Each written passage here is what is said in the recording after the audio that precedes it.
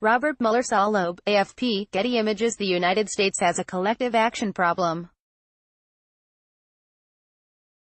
Not just the most obvious one, of high-ranking members of the Donald Trump administration persistently failing to act while in office and then publishing "I told you so" memoirs or sniggering on stage at public fora about the president's unfitness. No, the problem is also at the most micro level, and at sweeping constitutional levels as well.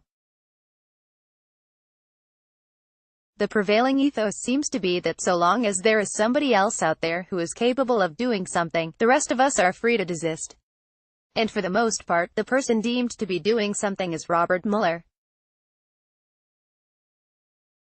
In reports that the Mueller investigation might come to a close any day now, we may soon find ourselves in the middle of the acid test of this proposition.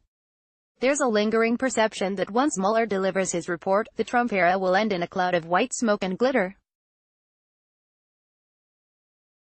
It's a nice fantasy, the one in which Mueller, armed with truth and fact, finishes off the Trump presidency with a ride through the Capitol on a white unicorn, scattering indictments and the seeds of impeachment, and a conclusive and irrefutable wrap-up of the 2-year probe.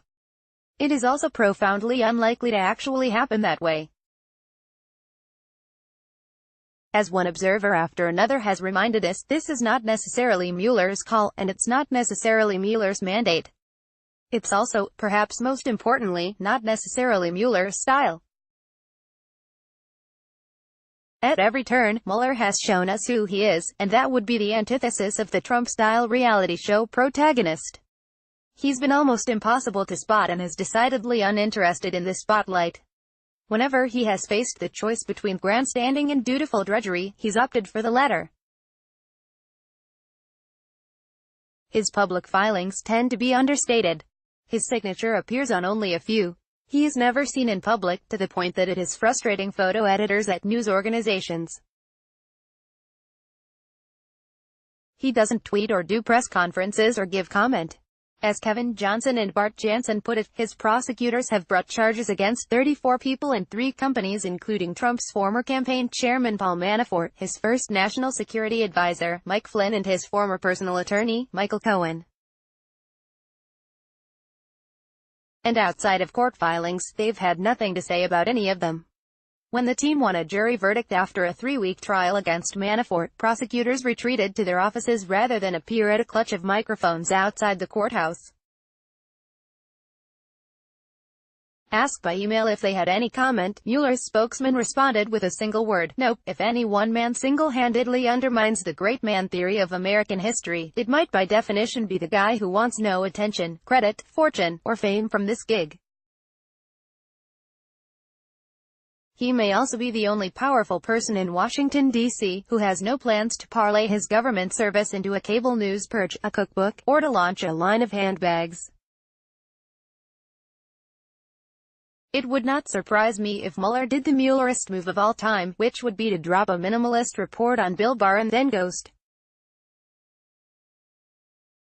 Which brings us back to the collective action problem. For those who have been collecting the Mueller memes and the t-shirts and the mugs, and who are waiting breathlessly for his conclusions, there's a very reasonable chance that major disappointment looms.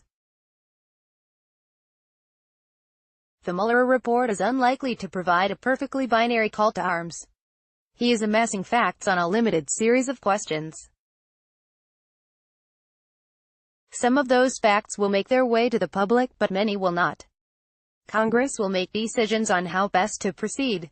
There is going to be a torrent of no collusion, fake news, out of the White House.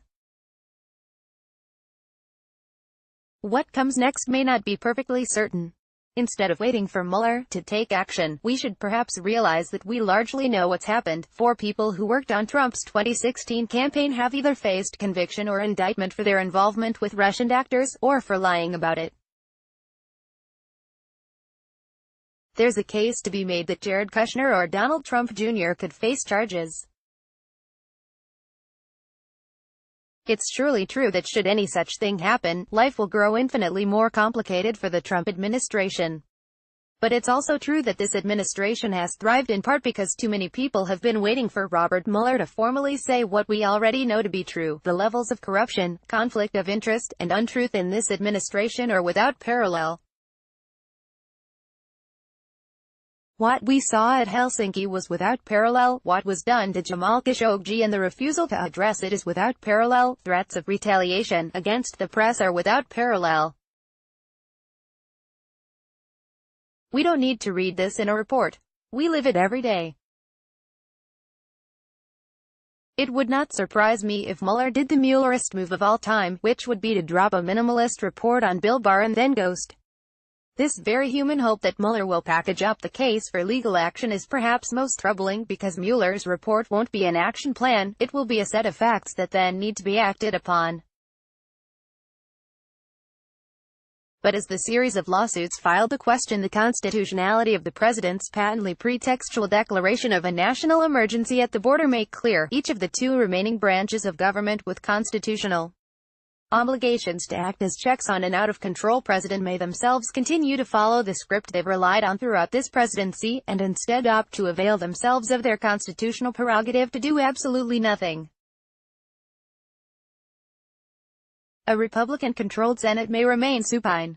A Supreme Court may issue abstract rulings about executive power. We want Mueller to be both the guy who knows everything and the guy who does everything. It obviates anyone else from needing to know what we already know and do what needs doing. But going into the next few fateful days, my sense is that we might want to stop investing too much hope in great men, and superheroes, and saviors. Instead, we should remember that it is our job to insist that we, and our public officials, must be the Muellers we hope to see in the world. Help us continue covering the news and issues important to you, and get ad-free podcasts and bonus segments, members-only content, and other great benefits. Join Slate Plus. Join